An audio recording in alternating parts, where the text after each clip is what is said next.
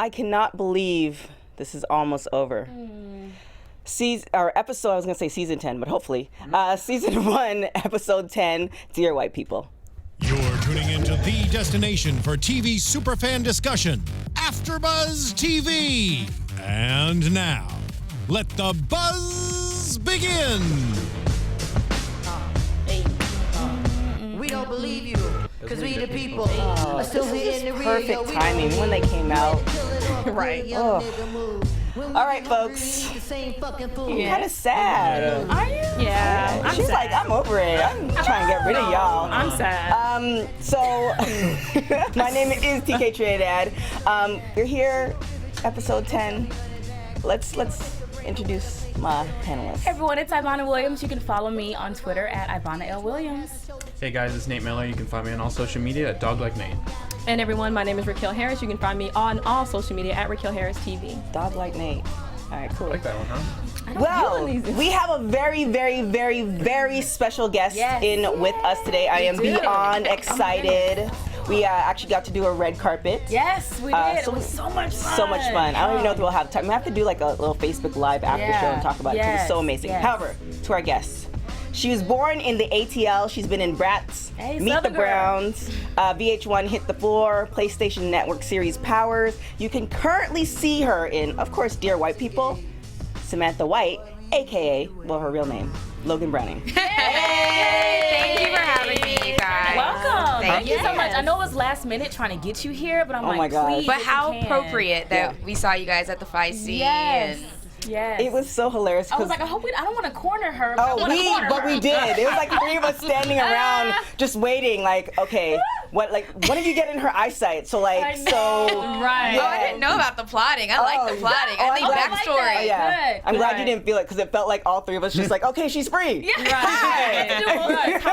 Like, Logan, look over here, Logan. Hey, that's right. You know? Yeah. So, He's got a vogue. Pay yes, attention. appreciate you We for got coming it. on. We really love it. So, Well, I am an AfterBuzz vet. I was coming to AfterBuzz when we were in the backyard of a house. wow. Yeah. Okay. And it was like an hour away. We but didn't know that. So you a schlepping ride or myself up. die? Yes. I love AfterBuzz. Aw, thank you. Come on, ride or die for AfterBuzz TV. Hey, it's lit. Now I love that.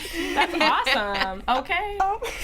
For real. So now, you were on the red carpet. When was the last time you kind of saw the cast? Was it been a couple weeks or months or? Well, we have a group chat, so I feel like Of course. Y'all look like y'all did. Yeah. We do. actually mentioned that too. Yeah. when Yeah. She was here. And the emojis the emojis across the group chat are just all the black faces that you can come up with. Oh. And yeah, so I feel like I see them all the time, so I couldn't Nice. even tell you when the last time I saw them was before that. Yeah. So, But I yeah. always love to see them. So, Yes. when the show first debuted, it was you at the radio station, and everybody went crazy.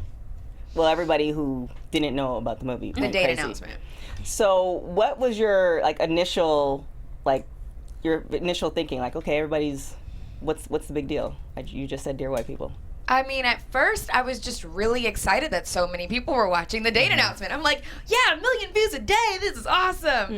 And then I started reading comments, and I just thought, I mean, for me, it's typical. It's nothing new. It's not like, oh my gosh, some white people feel this way. Some Right. black people feel this way. I wasn't surprised at Right, all. right. So it just didn't bother me. I didn't think twice about it, I guess. And they want you to think. They want you to really be bent out of shape over them saying, I'm boycotting Netflix. Yeah. And Right. this is promoting white genocide. Yeah. That's how they talk And in Netflix my is head. like, I don't care. Yeah, no. Netflix sent us a really cool email that said, we support you guys. We Nice. support this show. Wow, I didn't know and that. you guys did great work. We're proud of it. Don't respond to them. Just talk about the positive stuff. You always have to focus on the positive. There's Right. so much negativity in our lives. Like, we have to always focus on the positive. For sure. That's so sweet. I want to say I watched your interview on Hollywood Today Live, and you said that when you first heard the title Dear White People, it didn't entice you at first. Why was that? Well, Justin actually, unbeknownst to me at the time, had created the hashtag Dear White People, and I was guilty and excited to use it. So I used the hashtag, and then I was like, oh, this is a movie now? I don't know. It was just kind of like, it was something I thought it was more like a craze. Like, hey, Dear White People, here's a comment about whatever. So Right. I felt it felt singular. Like in my head, I'm like, why are they singling out anyone? It didn't feel progressive. But Kimberly Elise, who was in Hit the Floor, she's from Minnesota. She invited me to a screening, and I went and I saw it. There was a panel, and I loved it. And I was like, oh, this isn't like 2 white people. This is 4 black people. So that was kind of my integral experience into the title. Awesome. And so have you felt any different now coming out of the series before when you came into it? About the black issues within the black community. Oh, like did you learn anything? Like did anything like really extend your knowledge of what's going on in the world, and just I guess how you feel as a black female in the black community? Yes, I feel like it's made me take a look at myself again as a black woman, how I feel, how I identify, how I see my other black women, and truly, I will say I thought I understood colorism before the show. I was like, I get it. Being on the show, but even like after the show, I realized that even more that I don't understand the experience of women who are darker than me. I understood that even more. And it's just, and constantly, even reading my cohort's interviews, I'm like, wow, they're spitting gold. I'm not even thinking about these things. So it's just broadened my world in a way of, I'm always excited to learn, and I love when I feel like there's something that I just was unaware of. Yeah. So for sure. No, I had actually said that on one of the discussions before that I saw the documentary Dark Girls. Same. And as a light-skinned girl, I'm like, we have issues too. Like, we are told that we're not black enough. And so, but I afterwards was like, no, okay, you need to understand that you have privilege as a light-skinned person. Yes. So I definitely relate to that. And I want to know, did you ever talk to Tessa Thompson before you, like going into the series? It's funny, this is maybe the 4th time I've been asked if I've talked to Tessa before, and I didn't, and it didn't even dawn on me. Nothing was like, Logan, you need to reach out to Tessa, because I had seen the film, I know her work as an actress, and I felt like I heard her voice in the film. I felt like I heard her voice as Sam, as Tessa playing Sam, and also I read the screenplay, so I saw what she would have seen before she played Sam, so I could take that and then see, what she did with it. And then I felt like I had Justin. If Justin hadn't been there, I felt, maybe I should go to Tessa. Right. Right. So I felt like I heard her without having to speak to her. And For I haven't met her yet, and I'm gonna fangirl when I do meet her, because I think she's amazing. Awesome. Yeah. Well, I have to ask everyone when they come on the show, did you have any difficulties connecting with your character? Were there any challenges? Initially, no. Initially, I understood what I thought. I understood Sam and everything that she had to say regarding the movement. It was all things that I've been wanting to say on a platform. And like episode 1, cool. I was in it. I was ready. And then as it went on, I started to feel like Sam was a little pushy instead of compassionate. Yeah. But that was, you can't judge your character. You have to try to understand why this character is that way. And I think that's something that I need to explore in season 2, because I was second guessing it filming season 1. Like, why is she pushing everyone so much? Why isn't she listening more? Why isn't she caring about her friends are human, especially Reggie? And so that was something that was a little bit difficult for me to navigate, because I'm like, it's written on the page, and as an actress, I'll look back and go, you know what, Logan, maybe you could have done it differently. Maybe you were reading it as pushy, and I could have done it differently. I'll never know, because that's the way it is. But Interesting. So I know we've all had our fingers crossed and everything for season 2. Out of all the characters, yours included, is there anything else that you would like to explore more? You want to dig deeper into a character and their experiences?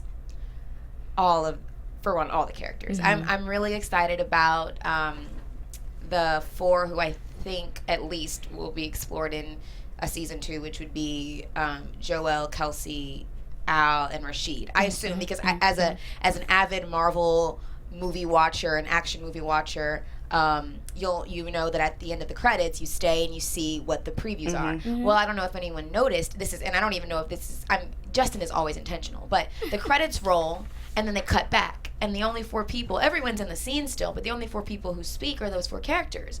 And they have an exchange. I saw that, yeah. So I was like, oh, that's kind of like telling you these character stories will be told. So that's how I feel about that. It's always some like little things, because we were talking before we started the show, like who watched all episodes, which I'm guilty of.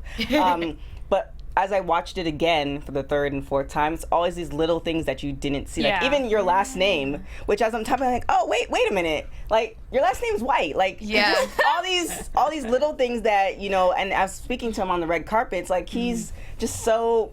Like, I wonder if he just kind of laughs at it, like, to himself, like, knowing so that, knowing that you're gonna eventually pick this up, and it's like, I'm he's very elaborate. Yes, very much so. It humors him when you think it's not intentional. Yeah, I can tell. That's interesting. Okay. All right, so let's get into it. Yes, so much to unpack. Oh, so much.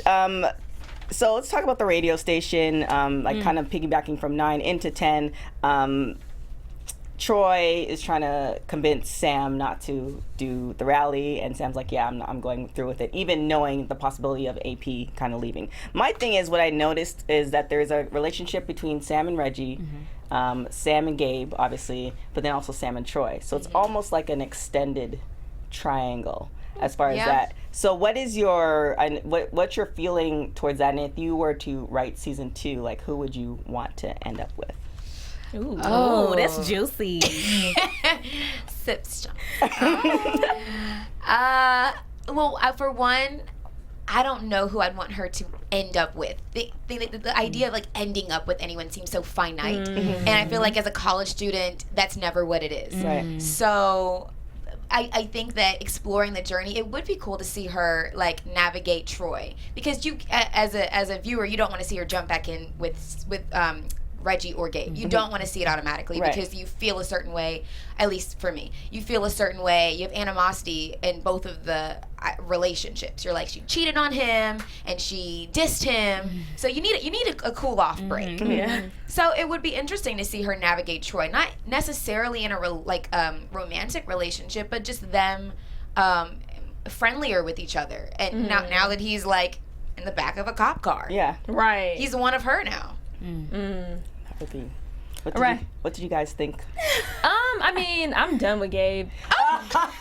I'm over Gabe. Are you done with Gabe because he's white, or are you just done with Gabe because he's damn. I'm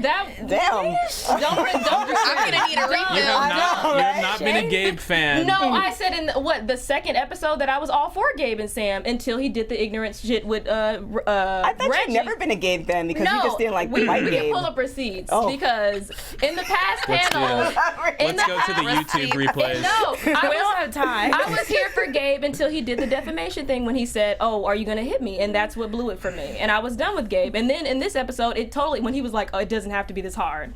So Gabe had a short run with her, guys. Like I mean, I liked that Gabe was trying to understand, trying to enlighten himself, but I think he made an ass of himself because in the last part with Sam and Gabe, he was like, you know, it doesn't have to be. Sam says, "Oh well, you know, who said it was going to be this easy?" And he was like, "I know it doesn't have to be this hard." And I'm like, that's kind of douchebaggish of you to say. She cheated on him. She also gave him she did a litmus test, a sexual litmus test. I mean, kind of.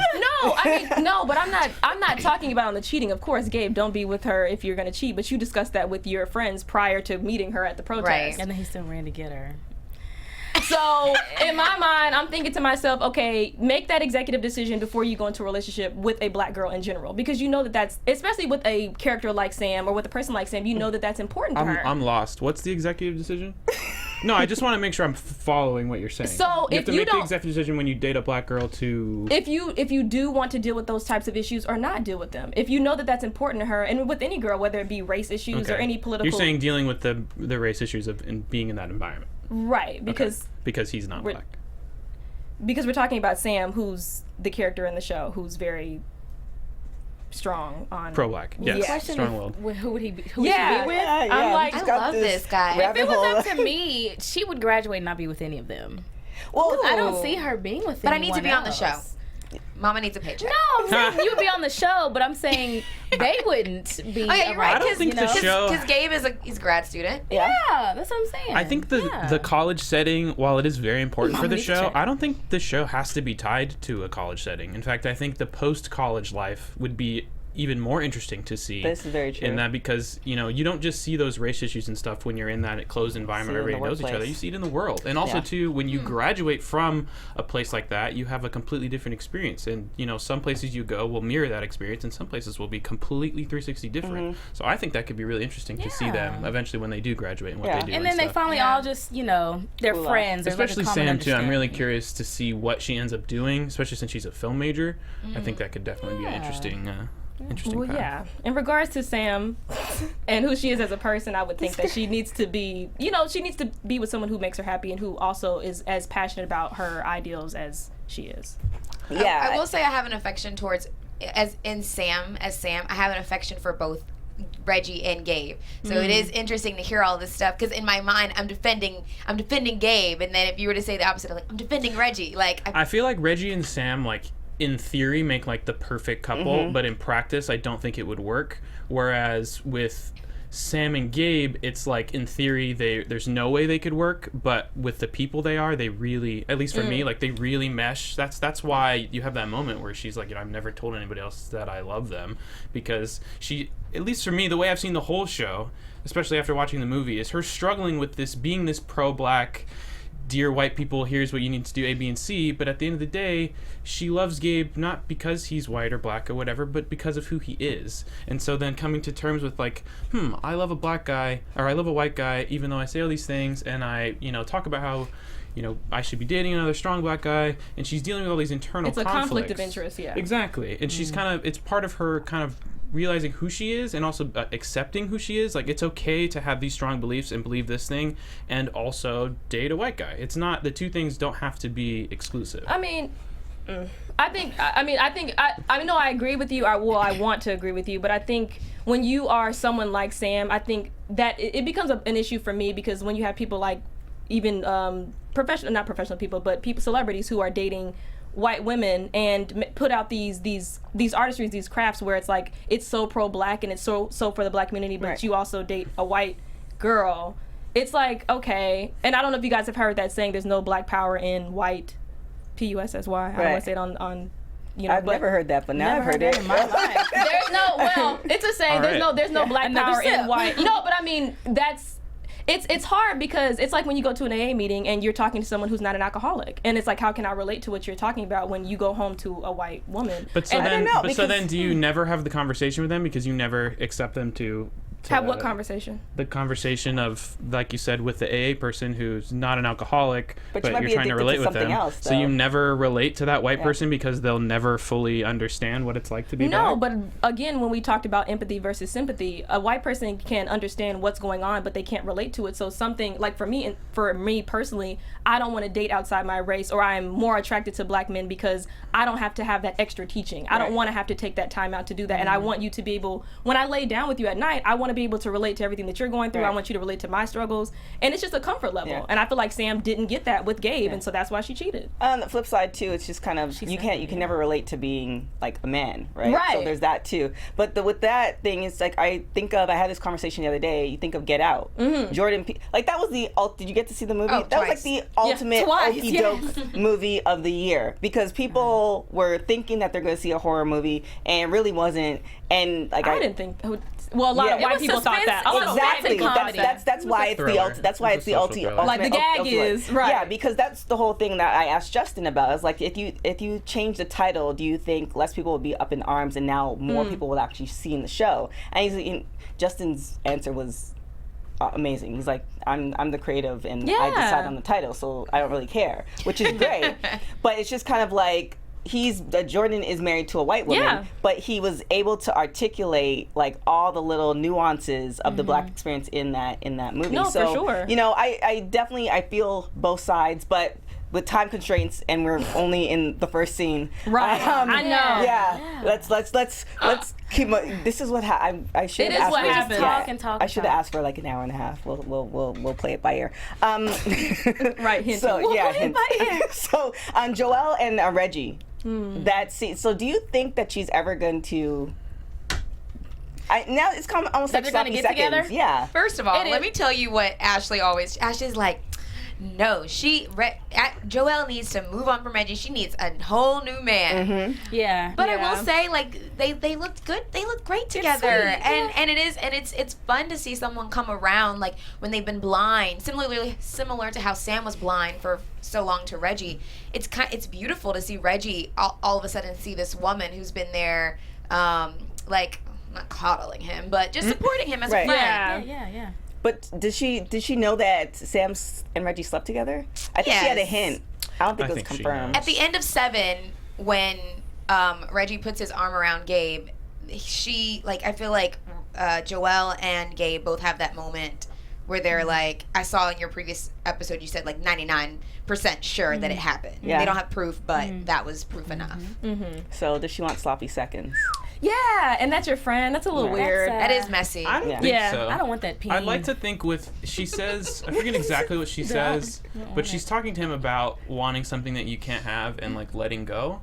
So I was hoping that was her taking some of her own advice and having decided, like, especially after her talk with Gabe, my thing with Reggie may not happen, and I'm not doing myself any benefit by like chasing after him. So I'd like to think that Reggie may like go, oh, I can't have Sam. Well, what about this one? And she'd be like, too late. That would be empowering for women. Yeah, exactly. I would like to see that Yes. because I want to believe that she reaches that same. That's what's really cool, seeing the parallel with Reggie's relationship with Sam and her relationship with Reggie, and that everybody's dealt with that, where you feel some way about someone and they don't reciprocate it, and it would be nice to have her go, okay, I've seen how this plays out.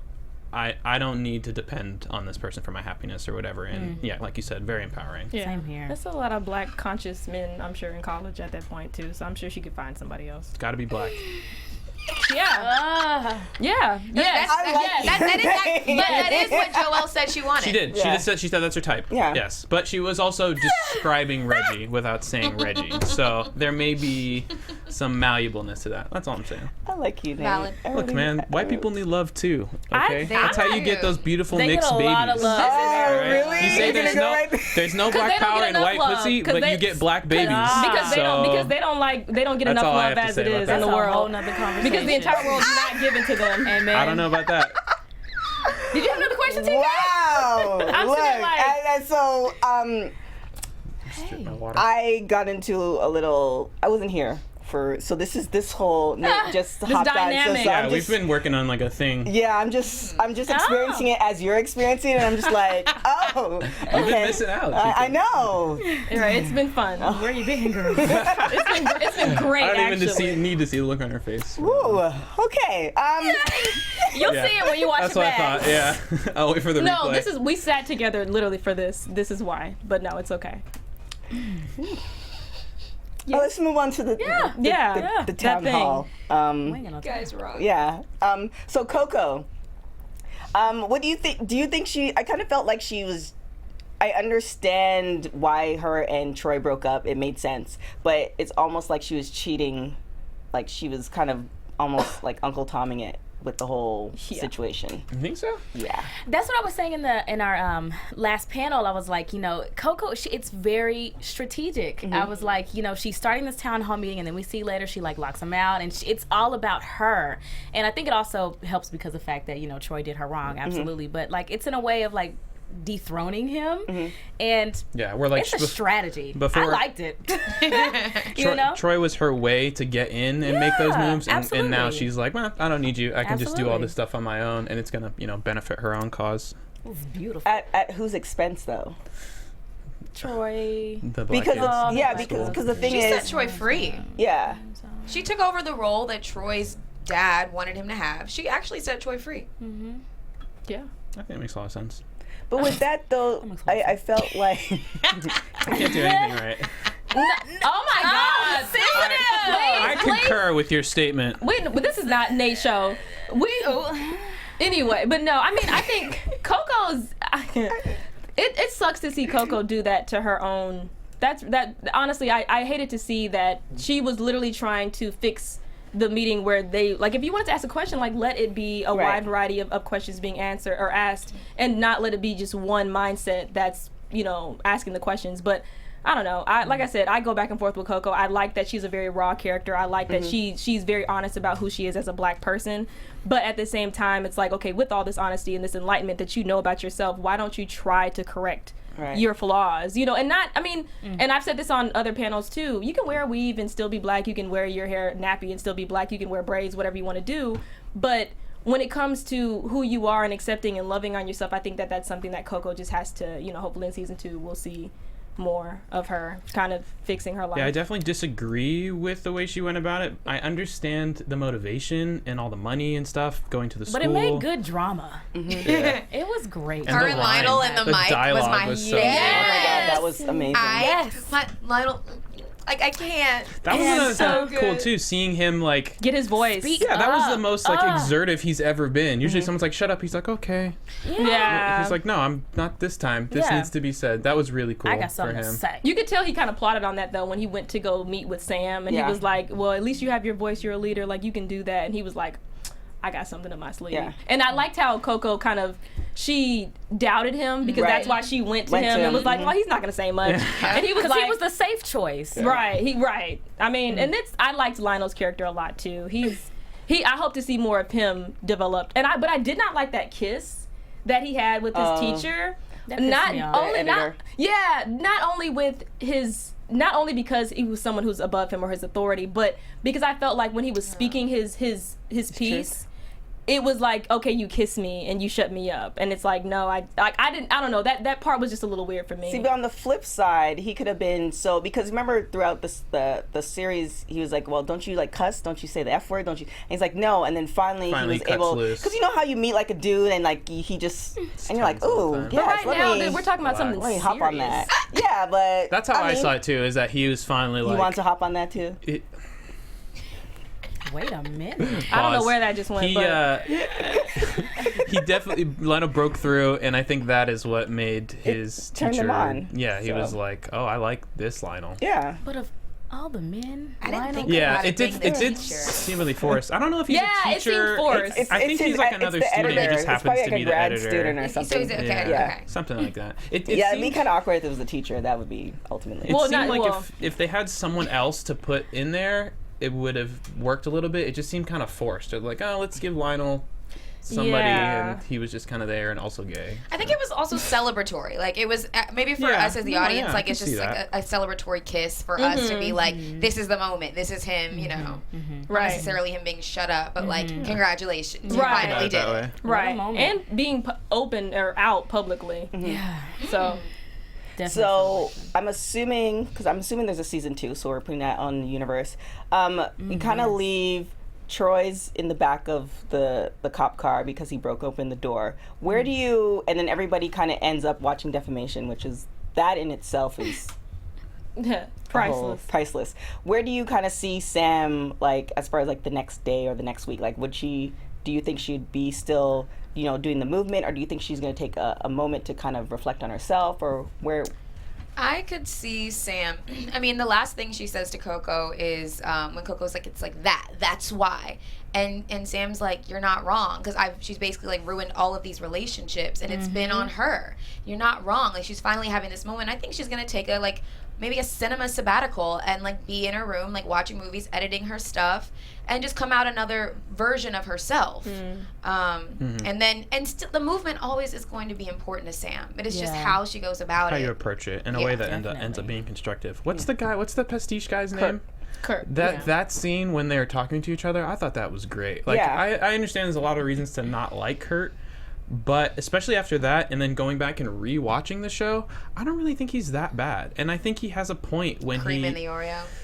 He's horrible. The comment, it's dark comedy, he's but misguided maybe. Yes, I think his intentions are Absolutely. good, but his approach is all wrong because he's entitled and he's used to being able to do whatever he wants without the consequences. He's dangerous. But I think when he proposes that thing to Sam about the collaboration in their magazine, I think that actually could have been a good thing. I think But that wasn't his first proposal, and even still, he was very like strategic. Yes. And the way like, that he did it was very condescending. Yes. So what but do what you he says think? at the end has a lot of power of what makes her think of like, has the stuff that you've done actually caused any good? Do you trust Kurt?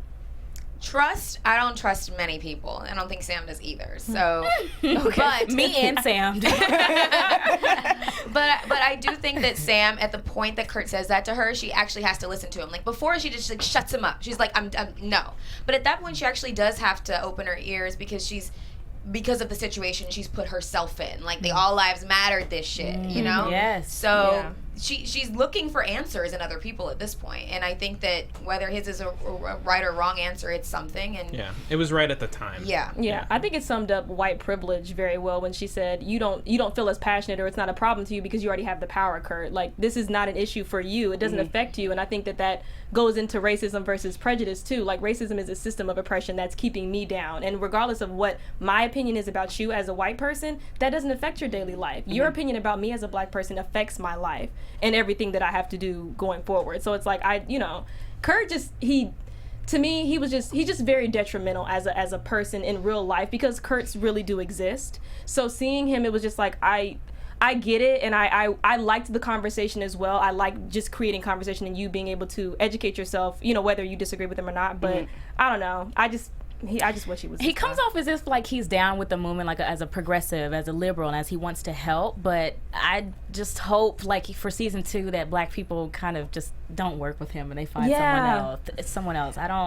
He didn't come off as. He definitely came off as like definitely on the other side of things, but he saw an opportunity. Yes. And I don't know. It could have been like.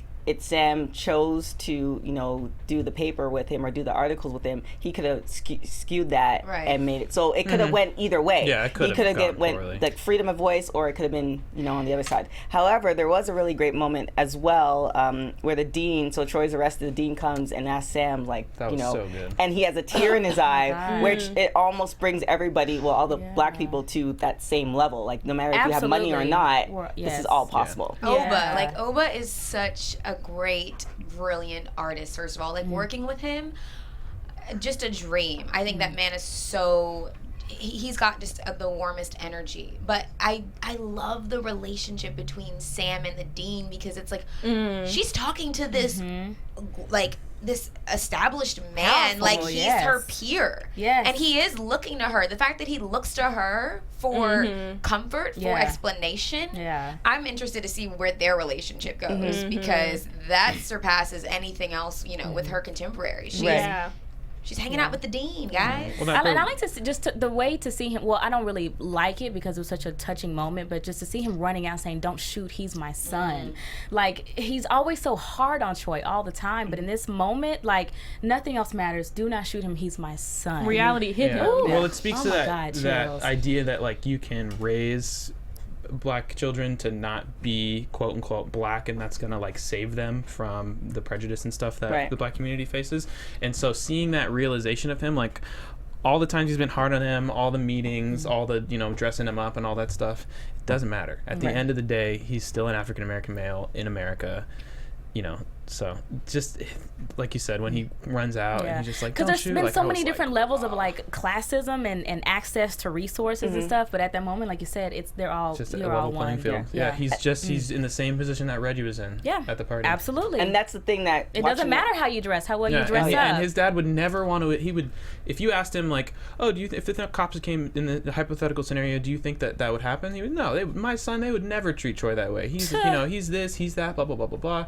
He is still a black man in America. Yeah, it's just the ignorance that like you can just like ignore the problems and then they won't bother you. No, it doesn't go away. It's assimilation. He's trying to assimilate to a situation or an environment that he's not fit for. Yeah. It's not built for him. It's same with the Coco scenario where he's trying to adapt who he really is in order to just get by and be successful. Yep. Retweet, Nate. Retweet. Uh-oh. Did I accidentally say something woke? Are you guys friends? I have no idea. I kind of wish there was like 5 more episodes to see what's going to transpire. To make it clear, I respect her opinion. Same. Yeah. So we're good. No, it's not. It's all. I love having intelligent discourse. This is becoming so weird. Why not warn you? I don't know. Sorry. We had a moment on the red carpet. I'm sorry. I just watch and laugh. I'm sorry. Watching the episode again, what I did notice is like the slow motion of how the cop put his hand on the gun, which in normal cases it happens quickly. Like it's not like, oh well, now I'm thinking, should I? That was just so, because you felt your heart skip a beat. Because now like you were saying, like everybody could be in this situation. Well, yeah, it parallels to Reggie's scene when that that was a very quick scene. How many seconds did it actually take? There's a podcast called 74 Seconds that's documenting Philando Castile's trial, and 74 seconds is the start to finish. That was the end of his life, from the cop walking up to him. It happened that fast. Yes. And the decision he made and why is being explored, and it does feel like drawn out. I think they did that on purpose. I know, obviously he did it on purpose to show the parallel, but that was a crazy.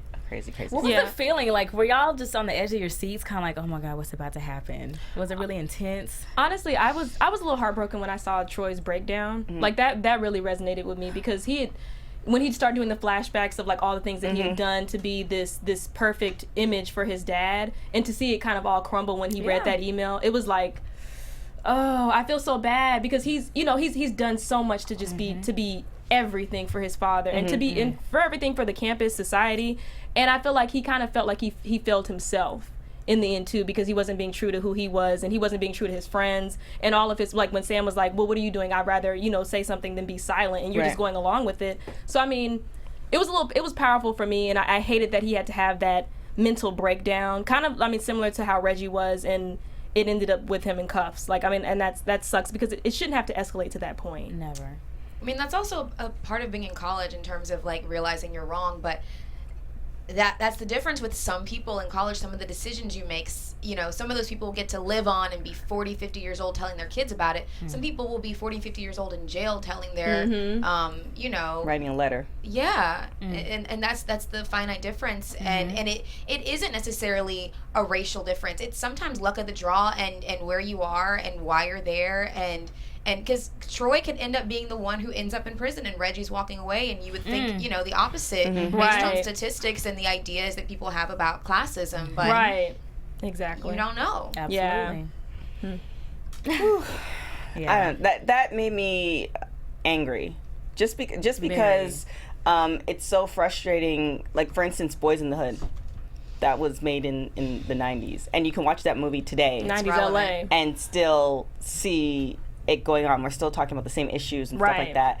And yeah, I loved the series, but it's like, why are we still dealing with it? And it's just so frustrating, because it's one of those things where it could be dealt with, but we have some people who refuse. Racism doesn't exist. Slavery was 400 years ago. All this other stuff, other than acknowledging the history, and not saying that you were part of it, but just knowing your history, because we're all, you guys are all Americans. So we still have issues like Bill Maher saying the N-word. Oh, God. And it's like, why don't you, and we talked about Quentin Tarantino.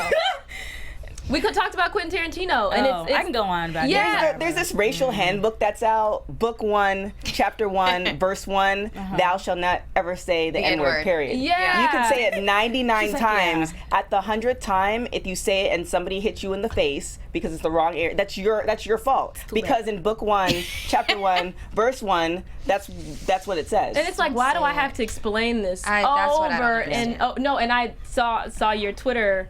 Not beef. It's not a beef, but your feud with that stupid person and I think it's just weird that I, as a black person, have to explain to you why something is offensive to me from coming out of your mouth. That's just that I don't understand that. Like the same like with bitch. Why do you not understand why that's offensive to an entire group of people when it generalizes an entire group of people as one set image? And it's like, why would you want to be called that, or why would you want me to insult you and not understand or try not to understand why it means something that's hurtful? That's just like life, and it's so exhausting, because the oppressor always having to explain to the oppressor, stop hurting me, this is why it hurts, and I hate having to explain all the time. I get so frustrated. And I get, like, I don't know, you had mentioned this too, Nate, in a previous discussion, that some people just become woke at a later time, and I get that. I totally understand that you do, but like people like Bill Maher, how are you not aware? And just because you date a black woman, you date multiple black women, and you are engulfed in the black community, that doesn't make it okay. Oh. I have a live chat. You can answer to this guy. Okay. Supplemental sense. Dear black people, grow up. Stop making everything about race. It's not 1932 We just said we anymore. don't like Why explaining. are we acknowledging that? Yeah. I mean, but that's the thing. No, but that creates a conversation. That's the pressure. That person does not want to have a conversation. That person wants to get a rise out of us. Do you think so, or do you? Yeah, no, I think so. Absolutely. It's always like that. But is it really? If yeah, you, because if you the don't person know, who wants a conversation goes, okay, I'm here to understand. I see this stuff in my life. I don't see these examples of white privilege. I hear you guys talk about this stuff. I'm trying to understand. Explain it to me. That person wants to have a conversation. That person wants to understand. You know, maybe they can't fully feel how we feel, but they are trying. But that's anger. This guy is a troll. He's trying to get a rise out of you. There's nothing you can say that's going to make this guy go, No. oh, you know what? I do agree with that. I see it now. You're wasting And then your we feed oxygen. their ideas of Yes, who we are. exactly. By And, reacting. and we teach them by just being Exactly. who we know we are. We teach them that is irrelevant. They are irrelevant. Yes. And we just end as because from afar, you know, we both look ignorant, just arguing back and forth with them. And I think always when you do that, we end up just looking like angry black people. Yeah. And we don't have to. So But then Al, we are angry, Kelsey. What did he say? yeah. so good. But in that arguing back and forth or having, Yeah, 'cause it doesn't have to I be almost enter, it arguing. doesn't have to be arguing, even though that person might have come from a point of ignorance, Right. and you break it down and say, yeah, this is not 1932. People are still getting shot, everything like that. I know what year it is. Yeah, even if you do that, even if they take even half of that sentence, they might not apply it, but it's still there. because Like, it's give them that at least I would Exactly, love to because- have the hope for humanity that you do, but Oh. it's just Oh, I have much hope for humanity. It's just about people on the internet are not. That guy's not looking for I don't knowledge. think that's fair because He's that's not- a generalization. With- Because, for instance, like with Dark Girls, I was angry when I first saw that because I felt like I was left out. That was my ignorance. So I educated myself further. So when people are like that and you're angry and they don't understand why they're angry, Right. I would rather create a conversation than just shut them out and be like, I don't want to listen to anything that you're saying. I just think you need to be aware of who you're trying to create a conversation with. I- Because Yes. a conversation comes both sides. that was not a conversation starter. Thank He you. literally said, "Dear black people, grow up." He didn't say, "Dear black people, I don't understand. Yeah, he said, "Grow up." Yeah. What is? Yeah, why? Because we're not all adults. What do you say to that? That Right opens here. up a conversation. So that's what I'm saying. I But there understand. is. We should I'm- dialogue with Yes, him. I mean- I Certainly. love to dialogue. Fair. As with anyone that's actually willing to exchange ideas. You tell me your idea, I tell you mine. We talk about why I might be right, why you might be right, etc. But you have to be able to acknowledge that line of that person who wants to have a discussion and who wants to have an argument. You can want to have a discussion as much as you want. If the other person just wants to argue, you're Well, for wasting sure, time. but we don't know that off of one statement. I mean, and on top of that, I've watched a lot of videos with people who are rejecting Dear White People, and it's primarily white people. Yeah. But Some out of Asians my, in there. Yeah, right. And I've seen that too. out of my own curiosity and just me wanting to enlighten myself even more and come up with a discussion towards that, I will watch them because I'm intrigued by it and I want to be able to educate myself as much as I can. Exactly. But I You're think that that's person. I'm not gonna go on the comment section and be like, you're Right. wrong, you're wrong, you're Yeah. wrong, you're I wrong. mean, as much fun as it is to respond to people who would say something like that here, the difference is if he were sitting right here, the conversation would be different. Absolutely. Him being in his pajama pants behind a computer screen is not the same. You have as the him- power of Absolutely. anonymity, which lets Yeah, you it's say not- whatever you want. It's And not the same. yeah. And even still, Unfortunately. we don't have to always respond because there is power in silence, as you said before. It doesn't make us weak. It doesn't mean that we are ignorant. It's just, I don't want to send my energy towards You that. just ignore them. I don't know. I think with that, I think some people are not lucky enough to be around different cultures. Yes. So, for instance, like my mom can pass as white. So at a very young age, before I knew the concepts of it, I just knew she had more. She can get more stuff. So I always told her, like, Mom, look, dye your hair blonde. Let us come up. Like, get some extra stuff. Like, I was about that when I was. You don't even understand. Let's do this. I You was were a- like, Yeah, I was about that. Oh, too. why aren't we white? Yeah, why? Not why. But it's like, look, I understand you have a little extra sauce, so like use it. You know. You got a little extra sauce. Well, you know, it is what it is. much So sauce. I'm man. some people are privileged like that to be raised in a diverse area, a diverse Yeah. neighborhood. Some people aren't. wish. So they don't really see things from that perspective, and I kind of feel like I need to. Not everybody, like I definitely agree with you guys, but sometimes it's just like I look at people's like you weren't as lucky as I was. Yeah, that's definitely reality. I have friends. I'm a big gamer, so I have friends all over the states, and we get into lots of discussions and stuff. And a lot of them are from rural areas or from mostly conservative states, and they have these opinions about things. And until we discuss, and I tell them about my life experience, and they tell them about theirs. The things that they say, it's like, wow, what? But when you realize that they live in a completely different, in Los Angeles, we are exposed to so many different cultures and so many liberal ideas and stuff that the rest of the country is not anywhere near close to. But similarly to what you're saying, similar to what we have a little champagne in the cup, so that's what's going on. She said no.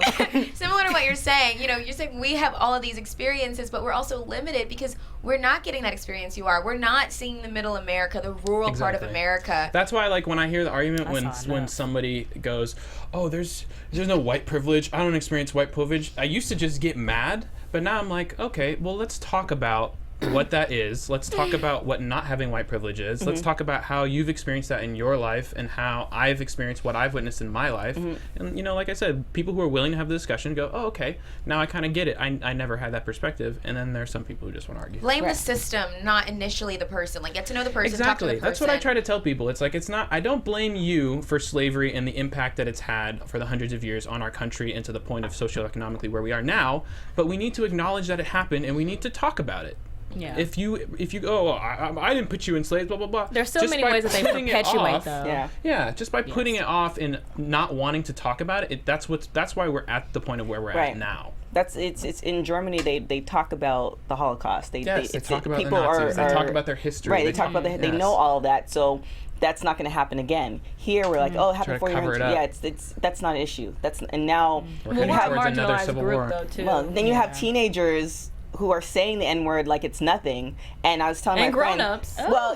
Grown-ups know better, but the teenagers, I'm being generous. You being generous with that. Teenagers who listen to the music, not to say the music's to blame, but they don't know the context of it. Now, in 20, 30 years, you're gonna be like 80, and you're gonna be looking like all these people are saying the N-word, and you're like, wait a minute, what?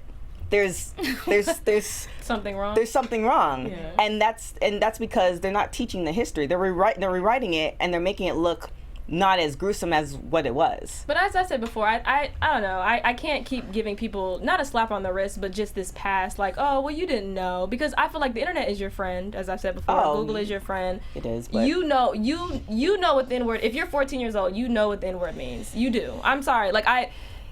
You have instant gratification. I agree with that. I see what you're saying, though, in the next 10, 15 years, how, especially with the use of it in pop culture, that it will reach a point of where it's not associated with there are people who, I was baffled. There are people who don't know that in the islands, we were just dropped off first. There are people, adults, that don't know that. Yeah. Well, and I'm like... It's not in our history books. Right. So, but even to go what you're saying, with the internet, and I have this discussion with my friends all the time where I'm like, it's the age of information, you have no excuse, everything's at your fingertips. Yeah, it's easier now, but the books were all there before too. You have to choose. You have to look for the knowledge. You have to want to know. For who? Because there are inner city libraries. There have been educated African Americans long before the internet. Right. They are there. The Black Panthers that educated themselves on the laws and American history and taught other people in their communities. The civil rights era was different than 2017 America, because that was something that was happening blatant in their face, whereas it's more systematic now. So, I disagree. I don't think that all the resources are there because you have more gun stores and more liquor stores in inner city and metropolitan areas than you do libraries and you do and hospitals and all that types of things. But yeah, I'm sorry. I disagree. And for kids, it's just not sexy now to do that. It's really up to the parents. Sexy. I mentioned it, I think, in the first 1 or 2 episodes. I grew up reading Iceberg Slim, Alice Walker. I grew up because that was all there. We had a library in our house. My dad used to take me to a black bookstore. In your house. It starts at home. So that was my normal. Some folks, unfortunately, they don't have that. So now you're growing up you're just seeing whatever you see on TV. You're seeing chicks twerk. Well, that's what black women do. Right, and it's not just black and white too. There's the bus systems that go. You say you like to twerk? A little bit.